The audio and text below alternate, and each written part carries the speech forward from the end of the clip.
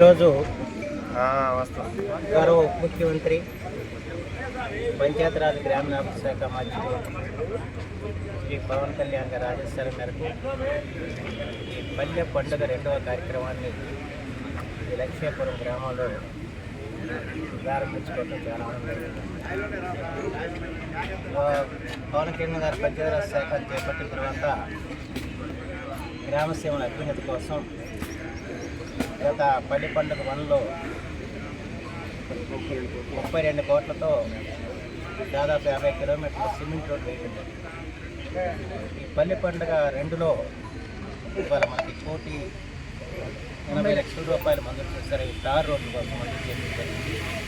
దాంట్లో ప్రధానంగా ఈ రోజున చాలా కాలం నుంచి ఇక్కడ ప్రజలకి అసౌకర్యంగా ఉంది. పిల్లలు కూడా ఇక్కడ స్కూల్స్ కూడా ఉండటంతో పిల్లలు కూడా చాలా ఇబ్బంది పరిస్థితి.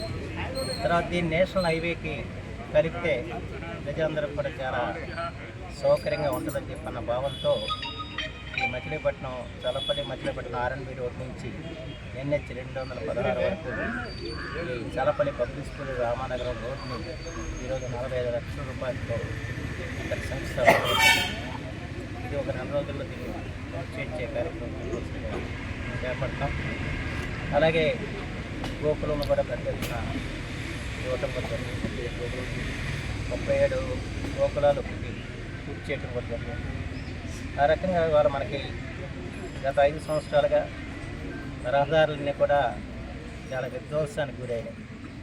ఏ రహదారి చూసినా ఏమున్నది గర్వకారణం ఉన్నట్టుగా తయారైపోయింది. అన్నీ కూడా గుంతలమయమైపోయిన పరిస్థితి. ఇలాంటి పరిస్థితుల్లో ఎవరై ఇక్కడ ఈ రోజున నాకు కూడా చాలా సంతోషకరం. అంటే చాలా సంవత్సరాల నుంచి ఈ రోడ్డు గురించి అడుగుతున్నారు, కానీ చేయలేకపోయాం. కానీ ఈ రోజుకి ఈ రోడ్డుకి 40 లక్షల రూపాయలు పవన్ కళ్యాణ్ గారి పుణ్యం అంటే మంజూరు చేసి దీన్ని ఇవాళ శంకుస్థాపన చేసుకోవటం చాలా ఆనందదాయకంగా ఉంది. ఇంకా చాలా రహదారులు అధ్వానంగా ఉన్నాయి. నాకేమంటే ఒక రోడ్డు తెస్తే ఆ రోడ్డు అని మీకు కనబడింది, మా రోడ్డు లేదని చెప్పిన పరిస్థితి అన్ని చోట్ల ఉన్నాయి. కానీ అన్నీ కూడా కొన్ని రాష్ట్ర ప్రభుత్వం నిర్మాణం చేయడానికి పూనుకుంది. ఇప్పటికీ